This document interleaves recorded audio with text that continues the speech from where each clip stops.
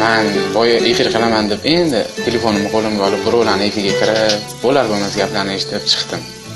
Keyin o'zim efir boshladim. Qiziq, men ham bugun sevib qolamanmikan, hech kimnidir sevib qolamanmikan deb o'yladim. Va o'sha paytda men bunaqa bosh og'riqli bo'lib turgan paytda siz kirdingiz. Men sizni kuzatib turdim. Qachon yozar ekan dedim va nihoyat meni yozdingiz.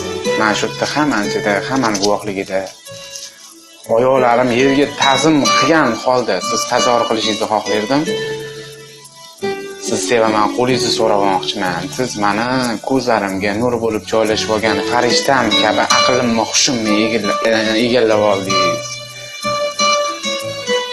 Bu dunyoda bor-u yo'g'im, meni qalbim, bolalarimni onasi bo'lishga rozimisiz?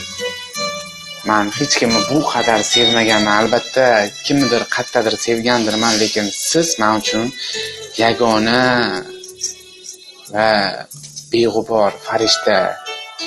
Sizni sevaman. Jonimdan ortiq sevamanki, bu dunyodagi hamma lazzatlarni sizga ulashaman kelajakda. Juda ham chiroyli qizsiz.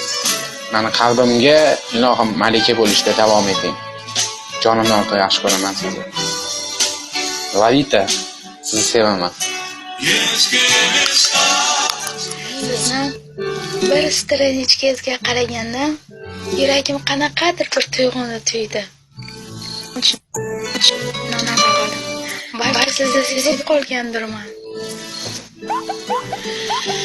Agar meni ham sevsangiz, ikkalamiz dunyodagi eng baxtli juftliklardan biri bo'lardik.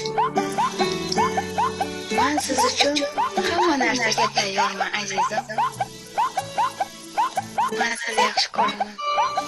Men Farg'onadanman, men Samarqandga kuyovman, Samarqandga hech hammaga. Xo'p, bizni kuyovlar. Samarqandga kuyovman men. Men Samarqandga kuyovman men. Men emas, Samarqand.